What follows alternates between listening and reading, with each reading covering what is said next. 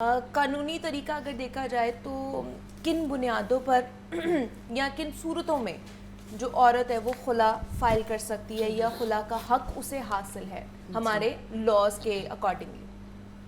Thank you Muniba, सबसे पहले तो ये कि खुला एक कानूनी तरीक़ाकार है जिसके ज़रिए औरत शादी को, एक ऐसी शादी जिसमें वो खुश नहीं है, उसको डिसकंटिन्यू कर सकती है।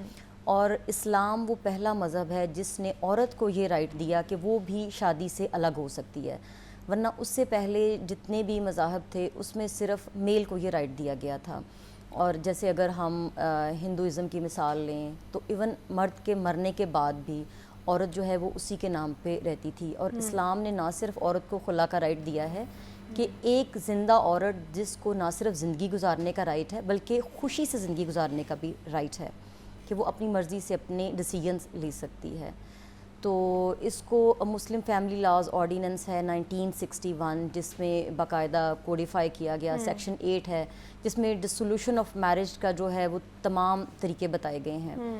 अब हमारी सोसाइटी में डिवोर्स का जो कॉन्सेप्ट है, डिवोर्स जो है वो मेल का राइट है ना, कि आदमी खड़े खड़े औरत को तलाक दे देता है, हमने सुना हुआ है।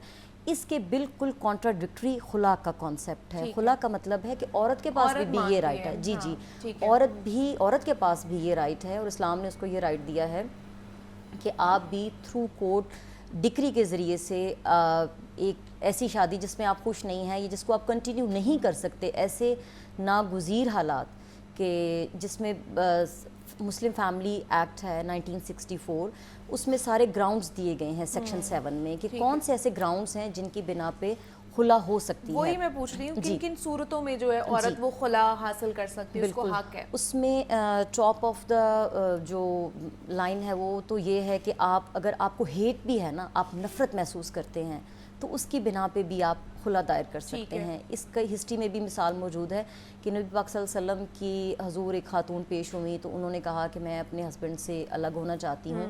तो आप सल्लल्लाहु अलैहि वसल्लम ने पूछा कि क्यों, तो उन्होंने कहा कि मेरा हस्बैंड मुझे पसंद नहीं है।